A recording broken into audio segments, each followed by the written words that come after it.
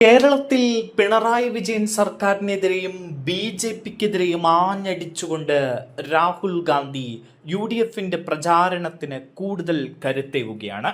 കേരളത്തിൽ ഇടത് സർക്കാരിനെയും കേന്ദ്രത്തിലെ BJP ഭരണത്തെയും ഒരുപോലെ കടന്നാക്രമിച്ചാണ് കോൺഗ്രസ് നേതാവ് രാഹുൽ ഗാന്ധി ഇന്ന് കേരളത്തിൽ പ്രസംഗിച്ചത്. പത്തനംതിട്ടയിൽ നടന്ന UDF തെരഞ്ഞെടുപ്പ് പൊതുയോഗത്തിൽ സംസാരിക്കുമ്പോഴായിരുന്നു അദ്ദേഹം ആഞ്ഞടിച്ചത്. ശബരിമല സ്വർണ്ണക്കൊള്ള ഉയർത്തിയായിരുന്നു LDF സർക്കാരിനെതിരെയുള്ള രാഹുലിന്റെ പ്രധാന വിമർശനം. വേദിയിൽ സ്വർണം കട്ടത് ആരപ്പ എന്ന പാരഡി രാഹുൽ ഉയർത്തിയപ്പോൾ സഖാക്കളാണ് അയ്യപ്പ എന്ന് സദസ്സിൽ നിന്ന് ബാക്കി പാട്ട് ഉയർന്നു. നരേന്ദ്രമോദിയും മുഖ്യമന്ത്രി പിണറായി വിജയനും തമ്മിൽ രഹസ്യ ധാരണയുണ്ടെന്ന് രാഹുൽ ഗാന്ധി ആരോപിച്ചു.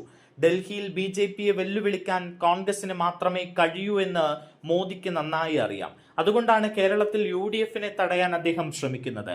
കേരള മുഖ്യമന്ത്രിക്കെതിരെ കേന്ദ്ര ഏജൻസികൾ ഒരു നീക്കവും നടത്തുന്നില്ല എന്നും രാഹുൽ പറഞ്ഞു. അമേരിക്കൻ പ്രസിഡന്റ് ഡൊണാൾഡ് ട്രംപ് മോദിയെ നിയന്ത്രിക്കുന്നത് പോലെയാണ് മോദി പിണറായി വിജയനെ നിയന്ത്രിക്കുന്നത് എന്ന് രാഹുൽ തുറന്നടിച്ചു. രാജ്യത്തിന്റെ സുപ്രധാന വിവരങ്ങളും ഡാറ്റയും മോദി സർക്കാർ അമേരിക്കയ്ക്ക് അടിയറവ് വെച്ചതായി രാഹുൽ ആരോപിച്ചു. BJPയുടെ പ്രധാന സാമ്പത്തിക സ്രോതസ് അദാനിയാണ് എന്നും അമേരിക്കയിൽ അദാനിക്കെതിരെ ഉയർന്ന കേസുകൾ യഥാർത്ഥത്തിൽ മോദിയെ ലക്ഷ്യം വെച്ചുള്ളതാണ് എന്നും അദ്ദേഹം ചൂണ്ടിക്കാട്ടി. ഈ ഭയം കാരണമാണ് അന്താരാഷ്ട്ര കരാറുകളിൽ മോദി അനാവശ്യ വിട്ടുവീഴ്ചകൾക്ക് തയ്യാറാകുന്നത്. കേരളത്തിലെ റബ്ബർ കർഷകരുടെ ദുരിതാവസ്ഥയെക്കുറിച്ചും രാഹുൽ ഗാന്ധി സംസാരിച്ചു. UDF സർക്കാർ മുൻപ് നൽകിയിരുന്ന സബ്സിഡികളും ആനുകൂല്യങ്ങളും LDF ഭരണത്തിൽ ഇല്ലാതായി എന്ന് അദ്ദേഹം കുറ്റപ്പെടുത്തി. കർഷക താൽപര്യങ്ങൾ സംരക്ഷിക്കാൻ UDF സർക്കാർ അധികാരത്തിൽ വരേണ്ടത് അനിവാര്യമാണ് എന്നാണ് രാഹുൽ ഗാന്ധി പറഞ്ഞത്.